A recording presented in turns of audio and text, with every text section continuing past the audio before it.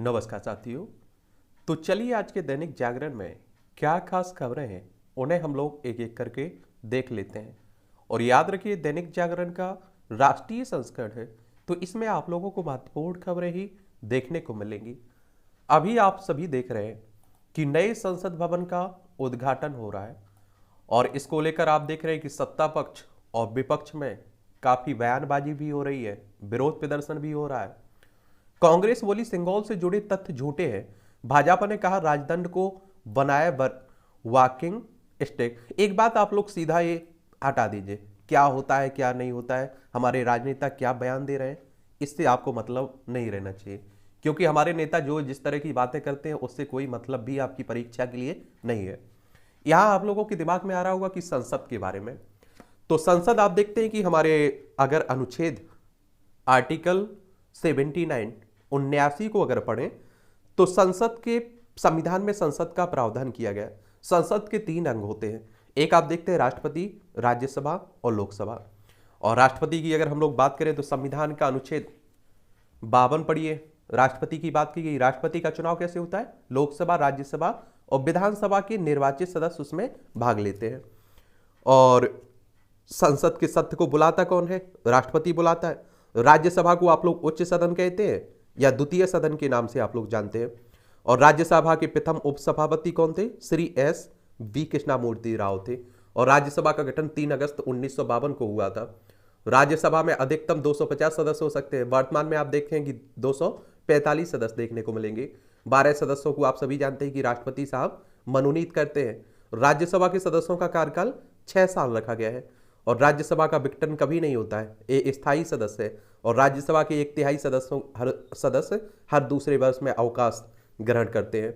और राज्यसभा सदस्य अगर आपको बनना है तो न्यूनतम आयु कितनी 30 वर्ष रखी गई है, ठीक है। और राज्यसभा के सदस्यों का निर्वाचन आप देखेंगे किसके द्वारा होता है? जो विधानसभा के निर्वाचित सदस्य होते हैं ना, उन्हीं के द्वारा होता है। तो ये आप लोग याद रखिएगा। वहीं अगर हम लोग बात करें किसकी किसकी लोकसभा की, तो लोकसभा को आप लोग निम्न सदन भी कहते हैं, प्रथम सदन भी कहते हैं आप लोग। और लोकसभा के सदस्यों का निर्वाचन प्रत्यक्ष तरह से जनता के द्वारा होता है, मतदाताओं के द्वारा। और लोकसभा में अधिकतम संख्या कितनी हो सकती है? 550 हो सकती है। और वर्तमान में कितनी है? 543 है, ठीक है। ये आप लोग याद रखिएगा। और अगर लोकसभा का सदस्य आपको बनना है तो आपकी उम्र कितनी होनी चाहिए? 25 साल होनी चाहिए न्यूनतम उम्र। और देखिए मतदाता के लिए पहले 21 साल उम्र रखी गई थी। अगर 21 साल आपकी उम्र होती थी तभी आप वोट दे सकते थे। अब आप देखेंगे कितनी 18 साल कर दी गई। कौन से संविधान संशोधन के तहत? 61वें संविधान संशोधन अधिनियम 1989 में जो पारित हुआ था ना, उसी के द्वारा। तो इतनी जानकारी इसके बारे में आप लोग याद रखिएगा। क्या रखिएगा? याद रखिएगा। लोकसभा अध्यक्ष का चुनाव लोकसभा सदस्य ही करते हैं, ये भी याद रखिएगा। और राज्यसभा का जो सभापति होता है वो उपराष्ट्रपति साहब होते हैं, याद रखिएगा। उपराष्ट्रपति राज्यसभा का सदस्य नहीं होता है, लेकिन ये याद रखिएगा। यहां एक आप देखिए सिंगौल शब्द काफी चर्चा में है। तो आप देखिए क्या होता है सिंगौल? प्राचीन भारत में राजा अपने साथ में एक प्रतीकात्मक छड़ी रखते थे और इसे राजदंड कहा जाता था। और कहते हैं कि ये जिसके पास भी होती थी पूरे राज्य का वास्तविक शासन उसी के हाथों में होता था और इसीलिए इसे राजदंड कहा जाता था। धार्मिक गुरु भी इसे धारण करते थे और वर्तमान में भी इसे अधिकतम धर्म गुरु धारण करते हैं। और हिंदू धर्म के चारों प्रमुख शंकराचार्य सहित ईसाई धर्म के प्रमुख पॉप भी ऐसे ही एक राजदंड के साथ रखते हैं और जो उनकी शक्ति और उनकी सत्ता का प्रतीक है। और भारतीय शास्त्रों के अनुसार उसे राजा महाराजा के सिंहासन पर बैठते समय धारण करते हैं। और आप देखिए नए संसद भवन में रखा जाने वाला सिंगौल की कहानी वास्तव में भारत की आज़ादी और देश के पहले प्रधानमंत्री पंडित जवाहरलाल नेहरू से जुड़ी हुई है। अगस्त 1947 में आप सभी जानते हैं कि आपको आज़ादी मिलती है। और जब भारत को आज़ादी दी गई जा रही थी तो उस समय ब्रिटेन से भारतीय नेताओं को सत्ता के हस्तांतरण के रूप में एक राजदंड तत्कालीन प्रधानमंत्री नेहरू को दिया गया था और एक चोल वंश के समय का माना जाता है। और बाद में इसे प्रयागराज के म्यूजियम में रखवा दिया गया था। और अब प्रधानमंत्री मोदी साहब इसे एक बार फिर संसद में स्पीकर के बेंच के पास स्थापित करने का निर्णय ले रहे हैं, ठीक है। तो यही बात हो रही है। चलिए आगे बढ़ते हैं। मोदी सरकार के 9 साल बेमिसाल ये भाजपा कह रही है। भाजपा की अगर हम लोग बात करें तो 1980 में इसकी स्थापना हुई थी। ठीक है, और केंद्र सरकार के 9 वर्ष पूरे होने पर पार्टी ने गिनाई उपलब्धियां, कहा दुनिया में सम्मान बढ़ाने के साथ ही सभी का समेकित विकास किया सुनिश्चित। कांग्रेस के 9 सवालों को बताया झूठा पुलिंदा और आंकड़ों के साथ दिया करारा जवाब। और नाकामियां बदहाली के 9 साल बता सरकार पर कांग्रेस ने दागे 9 सवाल। इस जनता से विश्वासघात का आरोप लगाकर देश से माफी मांगे मोदी सरकार। 9 साल 9 सवाल के साथ जारी किया सरकार की विफलताओं का रिपोर्ट कार्ड। ये आप देखिए कि सरकार आप देखिए अपनी उपलब्धियां गिनाती रहेगी और विपक्ष अपनी आप देखते हैं कि क्या कमियां गिनाती रहेगी, चलता रहता है हमारे यहाँ। कांग्रेस की बात करें तो आप देखेंगे 28 दिसंबर 1885 में इसकी स्थापना हुई थी और इसके संस्थापक ए.ओ. ह्यूम थे और इसके पहले अध्यक्ष कौन थे? विमलेश चंद्र बनर्जी। नए संसद भवन हर भारतीय को करेगा गौरवान्वित, ये मोदी साहब कह रहे हैं। नीति आयोग की बैठक का बहिष्कार करेंगे कई विपक्षी राज्यों के सीएम। नीति आयोग आप देखते हैं योजना आयोग को स्थापित करके प्रतिस्थापित करके आया था 2015 में, याद रखिएगा। इसके अध्यक्ष कौन होते हैं ये आप लोग बताइएगा। अभिषेक को सीबीआई पूछताछ पर रोक के लिए तत्काल राहत नहीं। ये पश्चिम बंगाल में जो शिक्षक भर्ती घोटाला हुआ है ना, तो तृणमूल कांग्रेस के नेता है, राष्ट्रीय महासचिव है अभिषेक बनर्जी, उन्हीं की बात हो रही है। यहाँ अगर हम लोग सीबीआई की बात करें तो सेंट्रल ब्यूरो ऑफ इन्वेस्टिगेशन की बात हो रही है। 1 अप्रैल 1963 में स्थापना हुई थी। नई दिल्ली में हेडक्वार्टर देखने को मिलेगा। सुप्रीम कोर्ट की बात करें तो हमारी सर्वोच्च अदालत है। संविधान के अनुच्छेद 124 के तहत इसकी स्थापना की बात की गई है और आप देखिए 28 जनवरी 1950 में इसकी स्थापना हुई थी। मणिपुर में केंद्रीय मंत्री के आवास पर बोला धावा, हजारों की संख्या में महिला और पुरुष जमा हो गए और गृह मंत्री अमित शाह 29 मई को करेंगे मणिपुर का दौरा। ये आप देख रहे हैं कि मणिपुर में आप देखिए अनुसूचित जनजाति को में शामिल को लेकर आप देख रहे हैं एक वर्ग को, मैती समुदाय को, उसी को लेकर विरोध कर रहा है जो पहले से आप देखिए अनुसूचित जनजाति में शामिल है। मणिपुर, इम्फाल इसकी राजधानी, इसकी सीमा नागालैंड, असम, मिजोरम से लगती है, अंतर्राष्ट्रीय सीमा म्यांमार से लगती है। सामान्य रहेगा मानसून मगर जून में कम होगी वर्षा। मौसम विज्ञान विभाग ने तमाम आशंकाओं को किया खारिज। जून से सितंबर के बीच आप देखिए 94 से 104% तक हो सकती है वर्षा। एक बात आप लोगों को यहां बता देता हूं आपको, देखिए क्या एक आप लोगों को याद रखना चाहिए, क्या याद रखना चाहिए, भारत मौसम विज्ञान की अगर हम लोग बात करें ना विभाग की, तो आप देखते हैं कि पूर्वानुमान जारी करता है कि इस बार वर्षा कितनी होती है कितनी नहीं होगी, उसी की बात हो रही है। इसमें इस क्लास में जो भी बातें बताई जाती हैं ना वो आपके एग्जाम के लिए आपके लिए बहुत महत्वपूर्ण रहती हैं, तो इसमें बेकार की बातें नहीं होती हैं, परेशान मत हुआ करिएगा। और मैं आप लोगों से बार बार कह रहा हूँ कि आपके जो भी एग्जाम हो रहे हैं उनके पूरा क्वेश्चंस पेपर उठा के देखिए और इन क्लासों को देखिए। आप देखेंगे बहुत सारे क्वेश्चंस ऐसे हैं जो डायरेक्ट ही आपके सवाल पूछ लिए जाते हैं इससे। एक अल नीनो आप लोग सुनते रहते हैं। अल नीनो एक जलवायु पैटर्न है या पूर्वी उष्णकटिबंधीय ट्रॉपिकल प्रशांत महासागर में सतही जल के असमान रूप से गर्म स्थिति को दर्शाता है। यह मानसूनी हवाओं को कमजोर होने और भारत में कम वर्षा से जुड़ा हुआ है। अल नीनो की वजह से आप देखिए तापमान गर्म होता है। बिहार के 90 कॉलेजों ने बगैर मान्यता 2.54 लाख विद्यार्थियों के लिए परीक्षा, और शिक्षा विभाग ने नामांकन पर रोक लगाई, जांच के दिए आदेश। ऐसे 50 डिग्री कॉलेज पकड़ में आए जहां 3 स्नातक सत्रों में हुई गड़बड़ी।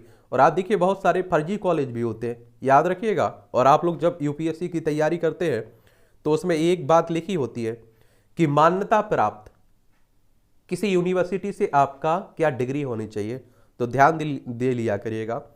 और बिहार की अगर हम लोग बात करें तो आप देखिए पटना इसकी राजधानी है। अंतर्राष्ट्रीय सीमा नेपाल से लगती राज्यों में उत्तर प्रदेश, झारखंड, पश्चिम बंगाल से लगती है। और आप देखेंगे कि विधानसभा में 243 सीटें हैं, विधान परिषद में 75 सीटें हैं, राज्यसभा में 16 सीटें हैं, लोकसभा में 40 सीटें हैं। 94,163 वर्ग किलोमीटर में फैला हुआ है। राजेंद्र अर्लेकर यहाँ के राज्यपाल है। मुख्यमंत्री नीतीश कुमार है यहाँ के। हाईकोर्ट में होगी श्री कृष्ण जन्मभूमि विवाद के सभी मुकदमों की सुनवाई। ये आप देखिए कहाँ का मामला है, ये आप देखेंगे मथुरा का मामला है। ठीक है, श्री कृष्ण जन्मभूमि और शाही ईदगाह मस्जिद विवाद को लेकर जो विवाद बना हुआ है। सामान्य ज्ञान के नाम से एक प्लेलिस्ट सूची बनी हुई है, उसमें सभी के बारे में आप देखिए, चाहे आपका अयोध्या का मामला हो, बनारस का मामला हो, या फिर आप देखिए कि मथुरा का मामला हो, विस्तार से चर्चा की हुई है हम लोगों ने। क्या ऐसा मामला रहा है, ऐतिहासिक बैकग्राउंड क्या है उसका, अभी तक क्या क्या हुआ है, तो वहां जाकर देखिए जरूर। ठीक है, आईएसएफ अधिकारी के खाते में भेजी गई थी ठगी की रकम। निवेशकों की गाड़ी कमाई लूटने के मामले में भारतीय विदेश सेवा के अधिकारी निहारिका सिंह व उनके पति अजीत कुमार गुप्ता की भूमिका बंटी बबली की है। देख लीजिए, अधिकारी भी आजकल आपके फोन की कीमती डाटा चुरा सकता है दाम। राष्ट्रीय साइबर सुरक्षा एजेंसी ने नए वायरस को लेकर जारी की advisory, call record, contact history और कैमरा में लगा सकता है सेंस। और आप देखेंगे कि दाम को लेकर एक नया मालवेयर है और फोन का सारा डाटा करप्ट करके बदले में मांग सकता है आपसे फिरौती। और इसमें बचने के लिए जरूरी कदम उठाएं, किसी अनजान और संदिग्ध वेबसाइट पर ना जाएं, किसी भी संदिग्ध लिंक पर क्लिक ना करें, अज्ञात स्रोत से आए ईमेल या मैसेज पर के लिंक पर क्लिक ना करें और किसी अजीब नंबर से आए हुए मैसेज को ना खोलें। शॉर्ट यूआरएल पर क्लिक करने से पहले सतर्कता बरतें। फोन में एंटीवायरस और एंटी स्पाईवेयर इस सॉफ्टवेयर इंस्टॉल करें। तो ये याद रखिएगा आप लोग, आपके हाथ में ही। ये आप देख रहे हैं राष्ट्रीय राजधानी दिल्ली से जुड़ी हुई खबरें हैं। आप देखेंगे कहां से, दिल्ली से जुड़ी हुई खबरें हैं और दिल्ली केंद्र शासित प्रदेश है। केजरीवाल ने समस्याओं के समाधान के लिए हरदीप पुरी को लिखा पत्र। नई दिल्ली विधानसभा क्षेत्र के सेक्टर 4 में राजा बाजार स्थित कर्मचारी आवास समिति की शिकायतों पर मुख्यमंत्री ने लिखा है। चलिए ये आप देखेंगे, ताजमहल बाली तकनीक व कुतुब परिसर में हो रहा है संरक्षण कार्य। इस स्मारक में 70 वर्ष के बाद हो रहा है यह जटिल कार्य। कारीगर के साथ पेंटर भी कर रहे हैं काम। आगरा के ताजमहल में हुए संरक्षण कार्य के अनुभव के आधार पर आप देखिए कुतुब मीनार परिसर स्थित कुब्बत उल इस्लाम मस्जिद की आर्च में संरक्षण कार्य किया जा रहा है। क्या किया जा रहा है? संरक्षण कार्य किया जा रहा है। विपक्ष कह रहा है कि नए संसद भवन का उद्घाटन किसे करना चाहिए था? राष्ट्रपति साहब को। तो आप देख रहे हैं सब होता रहता है। इससे वायुसेना प्रमुख ने रक्षा आयात पर निर्भरता को कम करने पर दिया जोर। और आज देखिए आत्मनिर्भर की हम लोग बात भी कर रहे हैं, उसके बारे में भी बात कर रहे हैं। गांव में स्वच्छता और पेयजल की 9 साल में बदली तस्वीर। ये जल शक्ति मंत्रालय ने मोदी सरकार में हुए कामों की गिनाई उपलब्धियां है। ठीक है, और ये आप देखिए बेहतर होता हम इस नए संसद में लोकसभा राज्यसभा के साथ एक को सभा का भी निर्णय करते, कोप सभा का भी निर्माण करते। चलिए वही विरोध प्रदर्शन हो रहा है। विकसित भारत @2047 प्रधानमंत्री की अध्यक्षता में टीम इंडिया तैयार करेगी रोड मैप और 8 मुद्दों पर होगा फोकस। मोदी करेंगे मुख्यमंत्रियों के साथ चर्चा। नीति आयोग के 8वीं गवर्नर काउंसिल की बैठक है आज। और चलिए आप देख लीजिए, कांग्रेस कह रही है महंगाई, आप देखिए बेरोजगारी, इस सब पर बात कर रही है।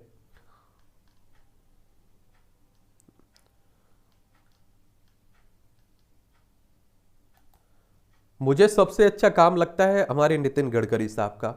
वो अपना ईमानदारी से बड़ा काम निभाते हैं। सड़क दुर्घटनाओं की कई वर्षों तक चलने वाली जांच बेमतलब है। केंद्रीय मंत्री ने बैठक में सुधार की धीमी रफ्तार पर लगाई फटकार। और गडकरी ने कहा कि ब्लैक स्पॉट ठीक करने में फेज 1 फेज 2 करना अर्थहीन है। ये आप देखेंगे यूएपीए मामले में यासीन मलिक को मिली फांसी की सजा। एनआईए कश्मीरी अलगाववादी नेता यासीन मलिक के खिलाफ यूएपीए मामले में एनआईए ने हाई कोर्ट में कोई याचिका दायर कर फांसी की सजा देने की मांग की है। और इस मामले में निचली अदालत ने यासीन को आजीवन कारावास की सजा सुनाई थी। जांच एजेंसी की अर्जी पर न्यायमूर्ति सिद्धार्थ मेदुल और न्यायमूर्ति तलवंत सिंह की खंडपीठ 29 को करी सुनवाई। ये आप देखेंगे कि मास्टरमाइंड है टेरर फंडिंग का। और एनआईए यानी कि नेशनल इन्वेस्टिगेशन एजेंसी की बात हो रही है।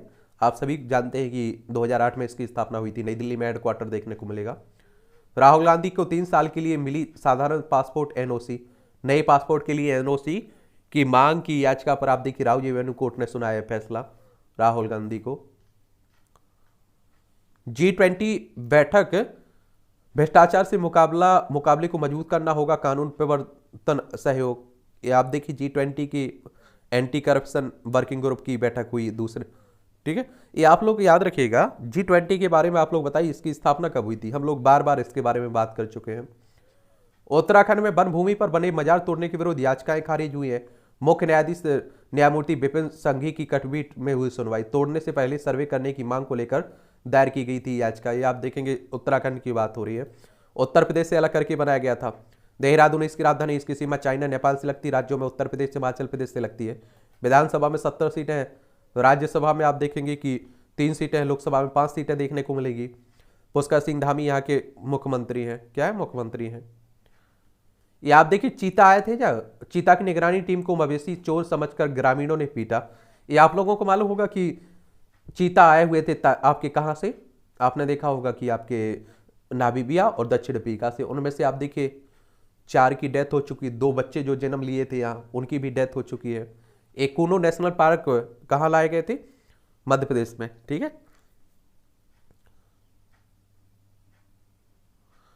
6 अफ्रीकी देशों की छात्राओं को भी मिलने लगी साइकिल।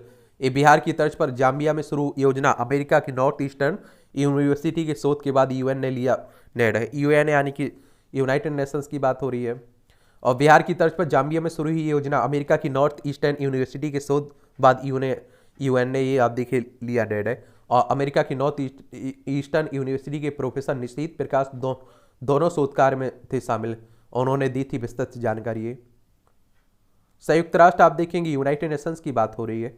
और आप सभी को मालूम होगा कि इसकी स्थापना 24 अक्टूबर 1945 में हुई थी। न्यूयॉर्क में इसका हेडक्वार्टर देखने को मिलेगा। छात्राओं को जो निःशुल्क साइकिल दी जाती है ना, उसी की बात हो रही है। उत्तर प्रदेश के नरोरा में खोजा दुनिया का पुराना बरगद। प्रयागराज के विज्ञानियों का प्रयास रंग लाया। कार्बन डेटिंग से आप देखिए 500 वर्ष पाई गई उम्र इसकी। और 4069 वर्ग मीटर के मुकुट फैलाव के कारण दुनिया का 10वां सबसे बड़ा ये आप देख रहे हैं कि बरगद है। स्वास्थ्य को लेकर ये बरगद के फायदे भी हैं। पत्तियों में हेक्सेन, ब्यूटेनॉल, क्लोरोफॉर्म और पानी मौजूद होता है। पत्ते मोच और सूजन में भी उपचार के काम आते हैं। छाल के काढ़े से इम्यूनिटी बढ़ती है। कोलेस्ट्रॉल और आप देखिए मधुमेह को नियंत्रित करने में भी कारगर है। और बरगद का दूध वात, पित्त और कफ को नष्ट करता है। बरगद से आप देखिए 24 घंटे में 20 घंटे तक ऑक्सीजन मिलती है। और आपके गांव में आप देखते होंगे हिंदू धर्म में इसे पूजा भी जाता है। उत्तर प्रदेश को देख लीजिए, लखनऊ इसकी राजधानी। अंतर्राष्ट्रीय सीमा नेपाल से लगती है। राज्यों में बिहार, झारखंड, छत्तीसगढ़, मध्य प्रदेश, राजस्थान, हरियाणा, हिमाचल प्रदेश, उत्तराखंड और नई दिल्ली से लगती है। 8 राज्यों से लगती है। केंद्र शासित प्रदेश से लगती है। सबसे ज्यादा राज्यों से सीमा लगती है। विधानसभा में 403 सीटें, विधान परिषद में 100 सीटें, राज्यसभा में 31 सीटें, लोकसभा में 80 सीटें आपको देखने को मिलेगी। योगी आदित्यनाथ यहाँ के मुख्यमंत्री हैं। कोलकाता पुलिस ने the diary of West Bengal के निर्माता निर्देशक को भेजा नोटिस। ट्रेलर में बंगाल के हालात को बताया गया था कश्मीर से बदतर। निर्माता की प्रधानमंत्री गृह मंत्री से मामले में हस्तक्षेप करने की गुजारिश की। एक आप लोगों को मालूम होना चाहिए, आजकल द केरल स्टोरी, द आप देख रहे हैं कश्मीर स्टोरी, ये आ रही ना, उसी तरह से आप देख रहे हैं कि the diary of West Bengal भी आ गई है, आ रही है। तो उसी को लेकर बात हो रही है। जेठानी बौद्ध धर्म अपनाने के लिए डालती है दबाव, पति करता है मारपीट। ये आप देखिए मध्य प्रदेश के ग्वालियर की घटना है ये। चलिए,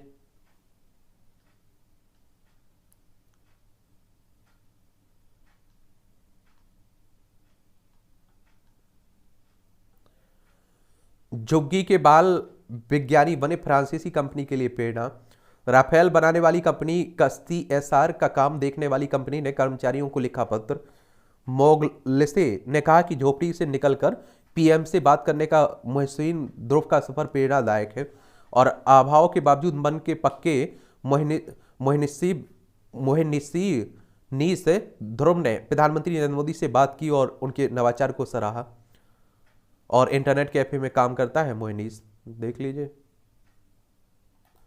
आजकल आप देखिए जो आप चाहते हैं वो कर सकते हैं, क्योंकि आपके पास स्मार्टफोन है। आप घर बैठकर आप देखिए हर तरह की तैयारी कर सकते हैं, हर कुछ कर सकते हैं। ये आप देखेंगे कि जम्मू कश्मीर में 13 वर्षों में हुई सरकारी नियुक्ति की जांच करेगी सरकार।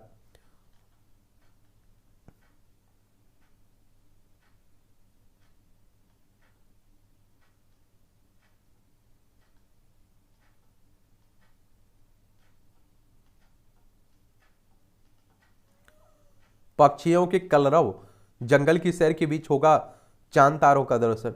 ये नैनीताल के निकट bird conservation reserve, trekking trail, वाहनी वी टूरिज्म जैसे नए पर्यटन केंद्र बने। एस्टो विलेज भी पूर्णता की ओर है। और आप लोगों को एक बात तो मालूम होगा कि हमारी अर्थव्यवस्था में एक बड़ा योगदान देता है हमारा क्या, पर्यटन क्षेत्र। तो अच्छी बात है उसमें। ये आप देखिए संपादकीय पार्ट है, एडिटोरियल वाला पार्ट है, इसे भी आप लोग देख लिया करिएगा। ये आपको प्रीलिम्स में, मुख्य परीक्षा में, इंटरव्यू में, हर जगह मदद पहुंचाते हैं आपको। आप देखेंगे विश्व भर में छाप छोड़ते मोदी। बीते दिनों जापान, ऑस्ट्रेलिया और पपुआ न्यू गिनी के दौरे पर गए प्रधानमंत्री मोदी की वहां जिस प्रकार आवभगत की गई है, उससे पीएम की यह विदेश यात्रा यादगार बन गई है। और अंतर्राष्ट्रीय स्तर पर आप देखेंगे, अंतर्राष्ट्रीय स्तर पर इस मान सम्मान का महत्व इस कारण और बढ़ जाता है कि लगभग इसी समय प्रधानमंत्री केंद्र की सत्ता में अपने 9 वर्ष पूरे कर रहे हैं। और यह विदेश यात्रा एक प्रकार से मोदी के राष्ट्रीय नेता से अंतर्राष्ट्रीय नेता के रूप में उभार का पड़ाव बन गई है। और जिन्हें विभिन्न देशों में भिन्न भिन्न विचारधारा वालों से भी इतना आदर सत्कार मिल रहा हो, इसी दौर में आप देखिए G7 सम्मेलन में विश्व के सबसे शक्तिशाली देश अमेरिका के राष्ट्रपति जो बाइडेन ने कहा कि वह मोदी साहब के ऑटोग्राफ लेना चाहते हैं। और मोदी इतने लोकप्रिय है कि अमेरिका में उनकी प्रस्तावित यात्रा के दौरान राजकीय भोज में सहभागिता के लिए कोई स्थान शेष नहीं बचा, लेकिन उसमें शामिल होने के लिए उनके पास तमाम सिफारिशें आ रही हैं। सिडनी के स्टेडियम में आयोजित कार्यक्रम में ऑस्ट्रेलियाई प्रधानमंत्री एंटनी अल्बनीज भी मोदी को लेकर अभिभूत दिखे। और कुछ समय पहले उसी स्टेडियम में प्रख्यात अमेरिकी गायक गीतकार ब्रूस स्प्रिंगस्टीन का कार्यक्रम आयोजित हुआ और था। स्प्रिंगस्टीन के प्रशंसकों ने उन्हें द बॉस की उपमा भी दी। और अल्बनीज ने कहा कि यहाँ तक कि स्प्रिंगस्टीन को भी लोगों की इतनी उत्साही प्रतिक्रिया नहीं मिली जितनी मोदी को मिली। तो उन्होंने 20,000 लोगों की भीड़ में से खचाखच भरे स्टेडियम में मोदी को द बॉस करार दिया। ऑस्ट्रेलियाई लोकतंत्र को और सशक्त और आर्थिक समावेशी बनाने के लिए उन्होंने मोदी का आभार भी व्यक्त किया। पपुआ न्यू गिनी के प्रधानमंत्री जेम्स मार्पे ने तो मोदी का स्वागत उनके पैर छूकर किया। इस भाव से भारतीयों को भी हतप्रभ कर दिया क्योंकि किसी भारतीय नेता को विदेश में ऐसा सम्मान कभी नहीं मिला। वैश्विक स्तर पर मोदी को मिल रहे यह मान्यता उनकी नीतियों की वजह से ही है। और इससे पहले किसी भारतीय प्रधानमंत्री को वैश्विक नेताओं से इतनी भूरी प्रशंसा नहीं मिली थी। और इसका श्रेय मोदी की विदेश नीति और अंतर्राष्ट्रीय स्तर पर उनके आचार व्यवहार को जाता है। किसी भी भारतीय प्रधानमंत्री को लेकर न्यूयॉर्क, टेक्सास से लेकर म्यांमार और सिडनी तक भारतवंशियों में इतनी उमंग नहीं दिखी। यह अप्रत्याशित है। 6 वर्ष पहले मोदी ने जब अमेरिकी कांग्रेस के संयुक्त अधिवेशन को संबोधित किया तो वहां उपस्थित लोगों ने 6 मिनट तक उन्हें स्टैंडिंग ओवेशन यानी कि अपने स्थान से खड़े होकर सम्मान दिया। और इस सब का यही अर्थ निकलता है कि 9 वर्षों में धीरे धीरे मोदी लोकप्रियता की सीढ़ी पर निरंतर चढ़ते रहे हैं। मोदी ने भारतीय विदेश नीति का कायाकल्प इसी दृष्टिकोण के साथ ही किया कि भारत का हित किस में सबसे अधिक है। और उन्होंने आप देखिए अमेरिका और रूस के बीच खींचतान में गजब का संतुलन साधा है। और चीन के मुद्दे से बाखूबी निपटते हुए उन्होंने उसके विरुद्ध हिंद प्रशांत क्षेत्र में आप देखिए क्वाड की मुहिम को मजबूती प्रदान की है। और साथ ही भारत की सैन्य शक्ति को सशक्त बनाते हुए रक्षा उत्पादन में स्वदेशीकरण को भी प्रोत्साहन दिया। भारतीय रक्षा क्षेत्र में मेक इन इंडिया को लेकर ऐसा उत्साह पहले कभी नहीं देखा। उसे निजी क्षेत्र की भागीदारी के लिए भी खोल दिया गया है। रूस यूक्रेन युद्ध के मामले में भी उन्होंने पुराने साथी रूस के साथ संबंधों को मधुर बनाए रखते हुए अमेरिकी प्रतिबंधों के बावजूद पेट्रोलियम आपूर्ति सुनिश्चित की। तो यूक्रेन को भी मानवीय आधार पर मदद पहुंचाई। यूक्रेनी राष्ट्रपति जेलेंस्की ने इस मदद के लिए मोदी का आभार भी व्यक्त किया है। मोदी ने भारतीय विदेश नीति के सोच विचार को भी बदल दिया, जो सेवा दशकों से नेहरूवादी धरने पर चलती रही है। विदेश मंत्री एस जयशंकर की भाषा और तेवरों से यह स्पष्ट होता है कि जिन्होंने तमाम मंचों पर चीन और पाकिस्तान को जोरदार तरीके से आईना दिखाने का काम किया। संयुक्त राष्ट्र में राजनयिकों की भाषा और रवैये में बदलाव के पीछे भी मोदी प्रभाव स्पष्ट रूप से देखा जा सकता है। जैसा कि संयुक्त राष्ट्र में आप देखें संयुक्त राष्ट्र में भारत की स्थायी प्रतिनिधि रहे TS तिरुमूर्ति ने हिंदू फोबिया के साथ ही बौद्धों और सिखों के हितों से जुड़ा मुद्दा उठाया। और इससे पहले भारत में कभी इतने मुखर विदेश और सामरिक नीति नहीं रही और जिससे वैश्विक समुदाय को ऐसे 2 टूक संदेश दिए। वैश्विक स्तर पर भारत को मिल रही प्रतिष्ठा के बावजूद देश में विभिन्न संतोषियों की कमी नहीं है। पूर्व केंद्रीय मंत्री यशवंत सिन्हा ने मोदी पर कटाक्ष करते हुए कहा, क्या उन्हें अगले आम चुनाव में पपुआ न्यू गिनी से भाजपा का टिकट मिलेगा? दरअसल मोदी जब से प्रधानमंत्री बने हैं तब से नेताओं के एक वर्ग में घोर निराशा और नकारात्मक छाई हुई है। वर्ष 2014 में मोदी ने जब म्यांमार के एक स्टेडियम में 20,000 लोगों की भीड़ को संबोधित किया तो एक विपक्षी नेता ने अजीब और गरीब दावा किया कि मोदी यहाँ भारत से लोगों को ले जाकर नारा लगवा रहे हैं। क्या इससे भी बेतुकी बातें हो सकती हैं? इस तरह न्यूयॉर्क के मेडिसन स्क्वायर गार्डन में मोदी को सुनने के लिए लोगों को लेकर कहाँ कहा गया कि ये कोई बड़ी बात नहीं है, स्वाभाविक है कि हमें ऐसे बयानों को अनदेखा करना चाहिए, क्योंकि यह कुछ और नहीं बल्कि अंगूर खट्टे वाली बात है। अंततः मोदी युग को लेकर यही कहा जा सकता है कि यहाँ कथनी और करनी में कोई फर्क नहीं है। यह एक नया आत्मनिर्भर भारत और खुलकर अपनी बात रखता है और जवाब मांगने में कोई संकोच नहीं करता है। यहाँ पाखंड के लिए भी कोई जगह नहीं है। नई विश्व व्यवस्था में मोदी का यही योगदान कहा जा सकता है। यहाँ वास्तविकता को प्रकट किया जाए और दोहरे रवैये से बचा जाए। यह नरेंद्र मोदी का नया भारत है। लेखक हैं, लोकतांत्रिक विषयों के विशेषज्ञ हैं और वरिष्ठ स्तंभकार हैं। इनका नाम है ए सूर्य प्रकाश। इनके द्वारा ये आर्टिकल लिखा गया है। अब कई लोग आप देखते हैं कि मोदी के पक्ष में इन्होंने पक्षी पक्ष दिखाया है, तो चलिए वो इनका है। G7 की यहाँ बात हुई है। 25 मार्च 1975 में इसकी स्थापना हुई थी। कब? 1975 में इसकी स्थापना हुई थी, याद रखिएगा। 15 नवंबर 1975 में, माफ करिए 15 नवंबर 1975 में आप देखिए G7 की स्थापना हुई थी। इसमें G7 में Canada, France, Germany, Italy, Japan, United kingdom, संयुक्त राज्य अमेरिका आपको देखने को मिलेगा। क्वाड में आप देखिए जापान, अमेरिका, ऑस्ट्रेलिया, भारत है। ये आप लोग याद रखिएगा। यूपीएससी में बदलाव की जरूरत। 2011 में सीसेट और अंग्रेजी को महत्व देने से सिविल सेवा परीक्षा में कुछ खामियां आ गई हैं। ये आप देखिए संघ लोक सेवा आयोग की आप लोग तैयारी भी कर रहे होंगे। 3 स्टेज में होती है ना, प्रीलिम्स, मुख्य परीक्षा, इंटरव्यू। तो संघ लोक सेवा आयोग द्वारा आयोजित सिविल सेवा परीक्षा के परिणाम देश के युवाओं में एक हिलोर पैदा कर देते हैं। आखिर यही युवा तो उस स्टील फ्रेम का हिस्सा बनते हैं जिस पर भारत जैसे महादेश का प्रशासन टिका है। 2022 की सिविल सेवा परीक्षा के परिणाम कई संकेत दे रहे हैं। सबसे पहला संकेत तो यही है कि पिछले कई वर्षों की तरह महिलाओं द्वारा इस परीक्षा में बेहतर प्रदर्शन करना। इस बार पहले 4 स्थान महिलाओं के ही हैं और शीर्ष 25 में से 14 पर महिलाएं काबिज हैं और कुल 933 सफल उम्मीदवारों में से आप देखिए 320 महिलाएं हैं, लगभग 34%। पिछले 10 वर्षों में देश की इस सर्वोच्च परीक्षा में लगातार महिलाओं की संख्या बढ़ी है, तो यही उनकी बढ़ती भागीदारी और सामाजिक बदलाव का भी संकेत है। आप उन्हें लाख हिजाब, घूंघट और पर्दा खाब की पहरेदारी में रखें। अपने संघर्ष और मेहनत के बूते पर उनकी बराबरी का जज्बा आ रहा है। और इस बार एक अन्य महत्वपूर्ण पक्ष रहा है। दशक बाद भारतीय भाषाओं के माध्यम से चुने जाने वाले उम्मीदवारों की संख्या 3% से बढ़कर लगभग 9% तक होना है। 933 में आप देखिए लगभग 70 उम्मीदवार हिंदी और भारतीय भाषाओं के माध्यम से चुने गए हैं। एक और बदलाव यह देखा कि महाराष्ट्र, राजस्थान, गुजरात जैसे प्रदेशों के बच्चे भी अपना साक्षात्कार हिंदी में देने की प्राथमिकता देते हैं।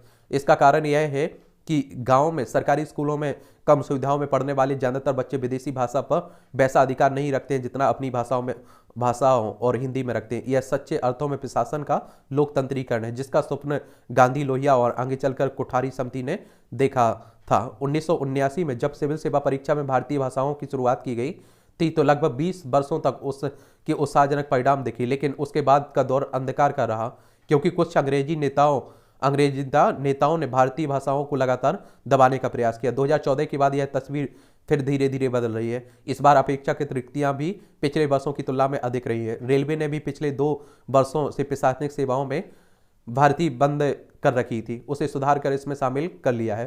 राज्यों में IAS, IPS कैडर में कमी हुई है और इसलिए केंद्र और राज्यों के बीच प्रतिनियुक्ति के प्रश्न पर टकराव बढ़ रहा है और उम्मीद है कि आने वाले दिनों में यह कम हो जाएगा। बहुत सारी अच्छी बातों के साथ साथ सिविल सेवा परीक्षा की दरारें भी बहुत स्पष्ट है। इस बार की टॉपर इशिता किशोर पिछले 2 बार से 3 चरणों में होने वाली इस परीक्षा के प्रथम चरण यानी प्रारंभिक परीक्षा में फेल होती रही थी। ये आप लोग याद रखिएगा। जो आप देखते हैं अभी नहीं हुआ है जिनका, वो याद रखिएगा। ऐसा नहीं है कि जो टॉपर बने हैं वो एक बार में ही हो गए हैं, वो लगे रहे, उन्होंने हार नहीं मानी। 3 आप देखिए 2 बार वो प्रीलिम्स ही नहीं निकाल पाई टॉपर। इस बार और पिछले वर्षों के ज्यादातर टॉपर्स की ऐसी ही कहानी है। वे कई बार प्रारंभिक परीक्षा में फेल होते रहे और फिर अचानक उन्होंने यूपीएससी में टॉप किया। यह ऐसे दर्शाता है कि प्रारंभिक परीक्षा में जरूर कुछ खामियां हैं। मुख्य परीक्षा की लिखित परीक्षा में मुश्किल से 50% से ज्यादा अंक पिछले 10 वर्षों में देखे गए हैं। आप लोग देखते हैं प्रीलिम्स नहीं होता है किसी का तो उससे घर वाले हों, पड़ोसी हों, दुनिया भर के हों, अरे अच्छा प्रीलिम्स नहीं हो रहा है, मुख्य परीक्षा कैसे करोगे? तो वो नहीं सुनना है, उन्हें बोलने दीजिए, इस कान से सुनिए, उससे उड़ा दीजिए। क्या CBSE में 100% अंक लाने वाले और इस परीक्षा में अंक लाने वालों में तालमेल बनता है? आखिर देश तो एक ही है, फिर परीक्षा की पद्धतियां ऐसी क्यों हैं जो कभी युवाओं की हिम्मत तोड़ दे और कभी ऐसा लगे कि लॉटरी निकल आई है? 43 वर्ष पहले जब सिविल सेवा परीक्षा के मौजूदा स्वरूप की शुरुआत की गई थी तब ऐसा नहीं था। सतीश चंद्र कमेटी ने उसे और बेहतर बनाया तो प्रोफेसर YP अलग के भी कुछ अच्छे सुझाव शामिल किए गए थे। लेकिन 2011 में पूरी परीक्षा में CSET और अंग्रेजी का बोलबाला होने से बुनियादी रूप से कुछ खामियां आ गई थी। यह देश की सर्वश्रेष्ठ प्रतिभाओं को आकर्षित करना है तो यूपीएससी परीक्षा की तुरंत समीक्षा करनी होगी। और इस परीक्षा के आंकड़े बताते हैं कि लगभग 80% उम्मीदवार इंजीनियर हैं, लेकिन 10% भी वैकल्पिक विषय में इंजीनियरिंग का विषय नहीं लेते। ज़्यादातर एंथ्रोपोलॉजी, समाजशास्त्र, राजनीति विज्ञान, भूगोल आदि चुनते हैं। आखिर क्यों? कहीं ना कहीं हमारी शिक्षा व्यवस्था और नौकरी की परीक्षा प्रणाली में कुछ गड़बड़ है। IIT और एम्स जैसे संस्थानों से निकले नौजवानों की जिस प्रतिभा का इस्तेमाल कर उनके अपने क्षेत्र में होना चाहिए, उसका सिविल सेवा की मौजूदा प्रणाली में आप देखिए नहीं हो रहा है। संघ लोक सेवा आयोग को यह विचार करने की जरूरत है कि यदि सामाजिक विज्ञान के विषयों के प्रति झुकाव है तो फिर स्कूल कॉलेज में ही कानून और समाज विज्ञान के इन विषयों को शामिल करते हुए BA प्रशासन या सिविल सेवा जैसे पाठ्यक्रम क्यों नहीं शुरू किए जाए। नई शिक्षा नीति में व्यावसायिक पाठ्यक्रम शुरू करने और दूसरी कई नई बातें तो की गई हैं, लेकिन जब तक शासन प्रशासन और शिक्षा की नीतियों में कोई तालमेल ना हो तब तक ऐसा कोई भी सुधार लीपापोती से आगे परिणाम नहीं दे सकता है। इस बार लगभग 11 लाख अभ्यर्थियों ने आवेदन किया, करीब 5.5 लाख ने परीक्षा दी। साक्षात्कार के लिए 2500 अभ्यर्थियों को बुलाया गया और पिछले कई वर्षों से सुनने में आ रहा है कि इंटरव्यू तक पहुंचे छात्रों के लिए भी रोजगार का कोई विकल्प देगी, लेकिन अभी तक एक कदम भी नहीं बढ़ा सका। और आज रोजगार सिर्फ सरकारी नौकरियों में ही नहीं, सैकड़ों ऐसे उपक्रम और निजी क्षेत्र हैं जिनमें इन मेधावी बच्चों की प्रतिभा का इस्तेमाल हो सकता है। लेखक हैं भारत सरकार के संयुक्त सचिव भी रहे, इनके द्वारा कहा जा रहा है जिनका आप देखिए जो इंटरव्यू तक पहुंच पाते हैं, इंटरव्यू में फाइनल उनका नहीं हो पाता है, उन्हें अन्य क्षेत्र में रोजगार देने की बात हो रही है, अच्छा रोजगार देने की बात होती है। मन की बात, मनुष्य समस्त कार्य मन के बल पर ही करता है। मन की शक्ति होती भी बहुत प्रबल है। मन से शरीर का संचालन होता है। जब शरीर थक जाता है तो मन शक्ति प्रदान कर उसे पुनः सक्रिय करता है। मनोविज्ञान के अनुसार चेतना पत्थर में सोती है और वनस्पति आप देखें में जगती है, पशु में चलती है और आप देखें मनुष्य में चिंतन करती है। अच्छा कॉलम रहता है, दिलचस्पी हुआ करे तो पढ़ लिया करिएगा। यहां भी आप देखेंगे इस सेंगोल का जो इतिहास की बात हो रही है, सब आप देख रहे हैं कि चल रहा है, तो उसी को लेकर बातें हो रही हैं।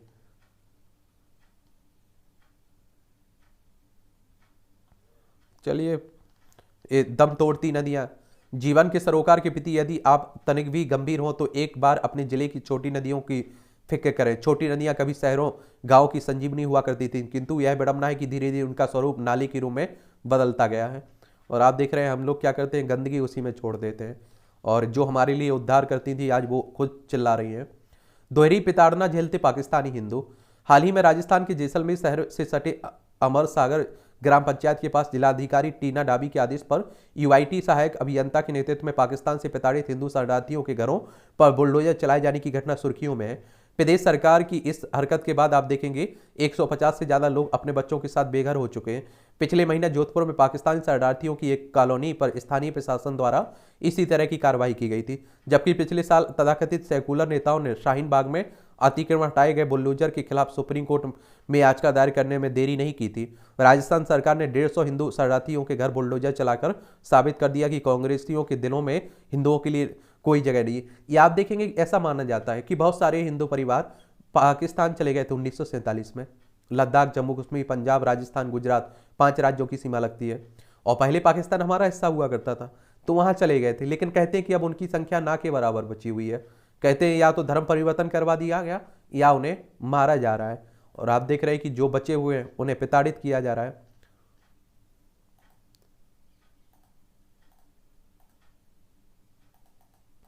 भारतीय द्वीप समूहों का सामरिक महत्व।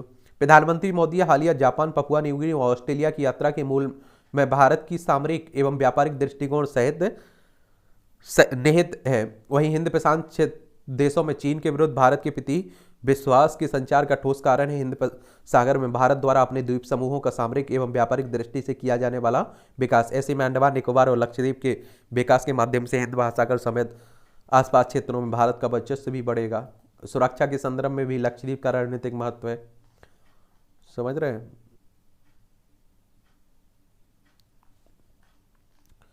प्राकृतिक और अप्राकृतिक लू, एक हरी खरी तंज कसा जाता है, देख लिया करिएगा थोड़ा। न्याय के साथ प्रगति के दौर में ठीक नहीं है सब कुछ। ये राज्य के मुख्यमंत्री नीतीश कुमार अपनी छवि को लेकर बेहद सतर्क रहते हैं। और आप देखिए उनकी छवि है भी, अभी आपने देखा होगा कोई आरोप नहीं लगा इस तरह का बड़ा। प्रतिबद्ध विकास के 9 वर्ष, ये 2014 की केंद्र सत्ता में आने के बाद मोदी सरकार ने देश के विकास के लिए ऐसी अनेक नीतियां योजना बनाई और क्रियान्वित की जिनका समावेशी विकास हुआ है। 3 तलाक हो गया, आप देखेंगे और भी बहुत सारी योजनाएं आप देखते रहते हैं। ग्रामीण क्षेत्रों में आप देखेंगे, बैंकों में आप देखते हैं कि जनधन योजना हो गई, उज्ज्वला योजना हो गई। तो आप लोग भी इन्हें याद रखिएगा थोड़ा, ठीक है। एक देश एक कर, जीएसटी हो गई। क्या है कि आप लोगों से कहीं भी पूछा जा सकता है कि मोदी सरकार की कुछ 2-3 अच्छाइयाँ बताइए, 2-3 योजनाएं बताइए, तो आप लोग याद रखिएगा। 629 अंक उछलकर सेंसेक्स आप देखेंगे 62,500 के पार पहुंचा है। और जीडीपी के आंकड़े बेहतर रहने की उम्मीद, विदेशी निवेशकों की लगातार खरीदारी का मिला, ये आप देखेंगे लाभ। अब आप देखेंगे जीडीपी क्या होता है, आप लोगों से कहता हूं कि एनसीईआरटी इकोनॉमी की पढ़ लिया करिएगा और अच्छे से याद रखा करिएगा। जीडीपी की बात करें तो आप देखें किसकी, सकल घरेलू उत्पाद की बात कर रहा हूँ। यह किसी भी देश में एक निश्चित अवधि के दौरान उत्पादित सभी अंतिम वस्तुओं और सेवाओं का कुल मौद्रिक मूल्य होता है। आमतौर पर किसी देश की जीडीपी को मापने के लिए 1 वर्ष की अवधि का प्रयोग किया जाता है। फार्मा, चमड़ा और फुटवियर जैसे क्षेत्रों का निर्यात घटा। और गो फर्स्ट ने 28 मई तक की सभी उड़ानें रद्द। सरकार ने अब तक आप देखिए 5.2 करोड़ टन चावल खरीदा। फर्स्ट रिपब्लिकन बैंक के 1,000 कर्मचारी निकाले। और बैंक ऑफ इंडिया ने एफडी से जुड़ा ब्याज बढ़ाया। महंगाई में कमी लाने के लिए हमें मंदी भी मंजूर है, या ब्रिटेन के वित्त मंत्री कह रहे हैं जेरेमी। फार्मा इंडस्ट्री में इस्तेमाल होने वाली प्रमुख केमिकल के लिए आएगी पीएलआई। बड़ी अर्थव्यवस्थाओं में सबसे ज़्यादा तेजी से बढ़ेगा भारत। वर्ल्ड इकोनॉमिक फोरम के प्रेसिडेंट वोंग वेंड ने कहा है। WEF के बारे में बात कर लेते हैं। WEF वर्ल्ड इकोनॉमिक फोरम की बात हो रही। इसकी स्थापना कब हुई थी? जनवरी 1971 में। इसका हेडक्वार्टर आपको स्विट्जरलैंड में देखने को मिलेगा, याद रखिएगा।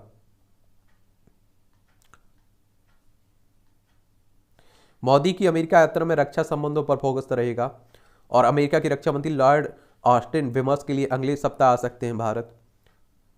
मोदी की फ्रांस यात्रा से मजबूत होगी साझेदारी, फ्रांसीसी राजनयिक कह रहे हैं। मुकेश अंबानी जलवायु सम्मेलन की सलाहकार समिति में शामिल हुए हैं। दुनिया में हो रही भारत के बदलाव की बात हमारे एस जयशंकर साहब कह रहे हैं।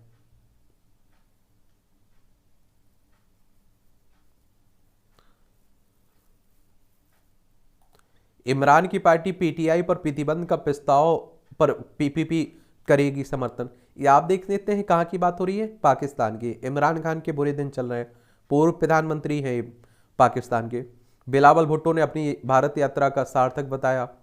यूक्रेन और रूसी क्षेत्र में बरसाए गोले, मॉस्को ने अस्पताल पर किया हमला। ये आप देख रहे हैं यूक्रेन और रूस के बीच युद्ध चल रहा है, हमारा प्यारा भारत है। और ऑस्ट्रेलिया में भारतीय छात्रों को कम भुगतान पर सिख को जुर्माना। यूएन में शांति सैनिकों के सम्मान में दीवार बनाने का भारत ने दिया प्रस्ताव। संयुक्त राष्ट्र के अधिकारियों ने भारतीय पहल की सराहना की है। 3 सैन्य पुलिस व असैन्य सैनिकों को मरणोपरांत मिला है ना सम्मान, तो चलिए ये भी याद रखिएगा। और भारतवंशी जज ने अमेरिकी कैपिटल हिंसा में एक दोषी को सुनाई 18 साल की सजा। लेस्टर में हिंदुओं पर हुए हमले की समीक्षा करेगा आयोग। सामुदायिक हिंसा की पुनरावृत्ति रोकने के लिए ब्रिटिश सरकार का कदम। पोलैंड में जिंदा बम के कारण 2500 निवासियों को हटाया गया। वेस्ट बैंक में इजराइल सेना ने फलस्तीनी को मार गिराया। बुखार से पीड़ित पोप फ्रांस ने बैठकों से दूरी बनाई। रवांडा नरसंहार संदिग्ध हाथों में बाइबल लिए कोर्ट पहुंचा। 1994 की नरसंहार की बात हो रही। मई क्रांति पर अर्जेंटीना में रैली। अर्जेंटीना की राजधानी ब्यूनस आयर्स के प्लाजा डे मियो में मई क्रांति की 213वीं वर्षगांठ में हजारों संख्या में लोगों ने एकत्रित हुए और रैली निकाली। मई क्रांति को स्वतंत्रता की स्पेनिश अमेरिकी शुरुआती घटनाओं में से एक माना जाता है। मई क्रांति में अर्जेंटीना युद्ध की शुरुआत हुई थी। भारत ब्रिटेन संबंधों को मजबूत करने का समय है, ब्रिटेन के विपक्ष के नेता कह रहे हैं। अमेरिका में 2.5 लाख डॉक्यूमेंटेड ड्रीमर्स बच्चों पर देश छोड़कर जाने का खतरा है। संसद ने से चिल्ड्रेन एक्ट जल्द पास करने की मांग की। पीड़ितों में बड़ी संख्या में भारतीय मूल के बच्चे भी हैं।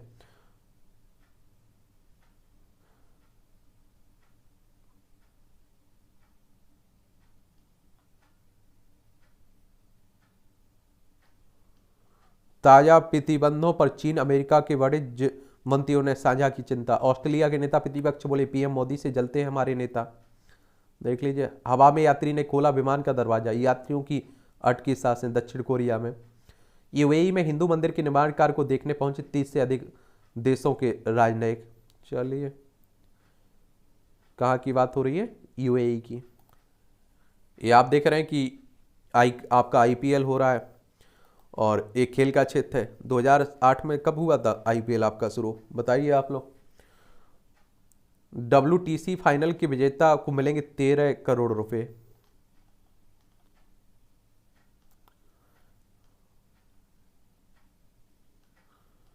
नाडा की महिला अधिकारी 17 घंटे भटकी पुरुष होटल में, फरमाते रहे आराम। खेलो इंडिया यूनिवर्सिटी गेम्स में आप देख लीजिए। राष्ट्रीय डोपिंग जांच एजेंसी। फ्रेंच ओपन में खलेगी नडाल की कमी, सानिया मिर्जा कह रही हैं। भारत की पूर्व महिला टेनिस खिलाड़ी है। सिंधु फेडाओ सेमीफाइनल में श्रीकांत हारे।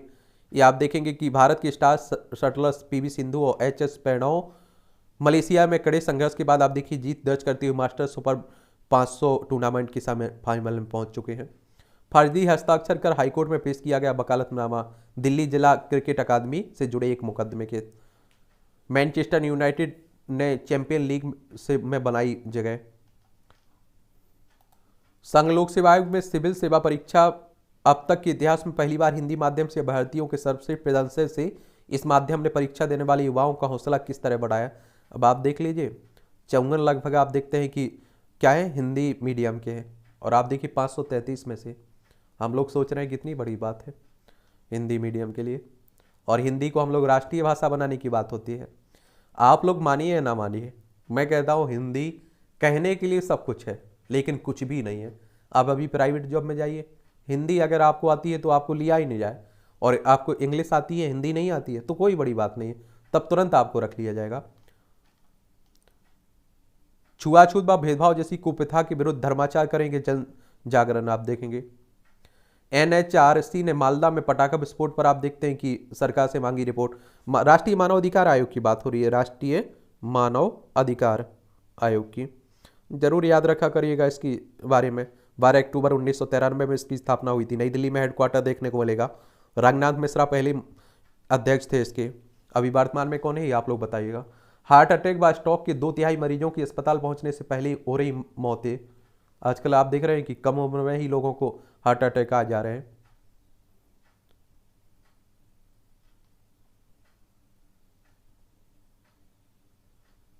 ये जस्टिस रमेश धनुका 4 दिनों के लिए बनाए गए मुख्य न्यायाधीश। न्याय विभाग ने जारी की अधिसूचना, बॉम्बे हाईकोर्ट के मुख्य न्यायाधीश बने हैं।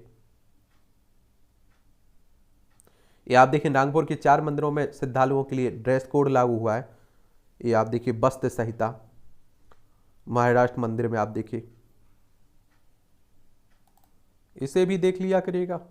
जनरल नॉलेज की जानकारी मिल जाती है, परीक्षा के पॉइंट व्यू से भी जानकारी मिल जाती है। मुंबई में जनता के लिए खोला गया भारत का पहला एक्वेरियम। 1951 में आज ही मुंबई में तारापोर वाला एक्वेरियम का उद्घाटन हुआ था। यह भारत का पहला और इस समय देश का सबसे पुराना एक्वेरियम है। तत्कालीन राष्ट्रपति राजेंद्र प्रसाद ने इसका उद्घाटन किया था। अभी इस एक्वेरियम में 400 से ज्यादा प्रजातियों की 2000 मछलियां हैं। ये वैज्ञानिकों को गुब्बारे से स्ट्रेटोस्फीयर तक पहुंचने में मिली सफलता। स्विस भौतिक विज्ञानी अगस्त फिकार्ड और पाल किफर ने 1931 में आज ही गुब्बारे में से पहली बार स्ट्रेटोस्फीयर यानी समताप मंडल पर पहुंचने की में सफलता पाई थी। 17 घंटे में दोनों विज्ञानी गुब्बारे को 16 किलोमीटर ऊपर तक ले गए थे। समुद्र तल से लगभग आप देखिए 12 किलोमीटर ऊपर से स्ट्रेटोस्फीयर शुरू होता है। द्विवेदी युग के प्रमुख साहित्यिक स्तंभ माने जाते हैं पुन्नालाल बख्शी। प्रतिष्ठित लेखककार और निबंधकार पद्मलाल पुन्नालाल बख्शी का जन्म 1894 में आज ही के दिन छत्तीसगढ़ के राजनांदगांव में हुआ था। पढ़ाई के साथ ही पत्रिकाओं के लिए लिखना शुरू कर दिया था इन्होंने, और साहित्य में रुचि के कारण LLB बीच में ही छोड़ दी, और इसके बाद वह लेखन के लिए पूरी तरह समर्पित हो गए। उन्हें द्विवेदी युग के प्रमुख साहित्यकारों में गिना जाता है। मेरा देश, समस्या और समाधान, पंचरात, नवरात उनके प्रमुख निबंध हैं। अश्रुदल, सात दल जैसी कविताएं और अन्नपूर्णा का मंदिर जैसे नाटक का लेखन भी किया उन्होंने। मोतियाबिंद ऑपरेशन के बाद दवा की छुट्टी, फीको सर्जरी के दौरान दे दिए जाते हैं 2 इंजेक्शन और आप देखिए संक्रमण का खतरा भी घट जाता है। ये नई नई आप देखते हैं कि सर्जरी होती रहती है। चलिए, व्यायाम के बाद आप देखिए इसलिए होता है सिर दर्द, और स्वास्थ्य जीवन के लिए कई लोग व्यायाम को लेकर भी बहुत ही उत्साहित रहते हैं, लेकिन कई लोगों के लिए यह तकलीफ देह भी साबित होता रहता है। और आप देखिए शोधकर्ताओं ने व्यायाम के बाद होने वाले सिर दर्द का विवरण पहली बार 1968 में दिया था। उसके बाद उसमें बताया गया कि दौड़ने या भारी चीज़ें उठाने जैसी गतिविधियों से सिर दर्द की शिकायत हो सकती है। भोजन की तस्वीर बार बार देखेंगे तो ओवर ईटिंग से मिलेगी निजात। देखिए, प्रौढ़ावस्था में दौड़ने से बुढ़ापे में नहीं रहेगी भूलने की समस्या। ससुर के पिता ने ली थी किताब, दामाद ने लौटाई। देख लीजिए, 96 साल बाद, कैलिफोर्निया की बात है ये। मकाऊ डैगन उत्सव, चीन के विशेष प्रशासनिक क्षेत्र मकाऊ में डैगन उत्सव की शुरुआत की गई। यह उत्सव मछुआरा समुदाय के लिए समृद्धि और सुरक्षा के लिए मनाया जाता है। मछुआरों का अधिकांश जीवन जल में ही बीतता है और ऐसे में इस उत्सव पर जल की विशेष पूजा की जाती है। डैगन नृत्य के माध्यम से जल देवता को खुश किया जाता है एक तरह से। ये आप देखिए मूवियों से जुड़ी खबरें हैं, पढ़ना हो तो पढ़ सकते हैं आप लोग। इस तरह से आप देखेंगे कि आज के न्यूज़पेपर की कहानी खत्म होती है। आप पढ़ते रहिए, एंजॉय करते रहिए। आपका कोई सवाल हो, मेरे लिए सुझाव हो तो आप लोग जरूर बता सकते हैं। ठीक है।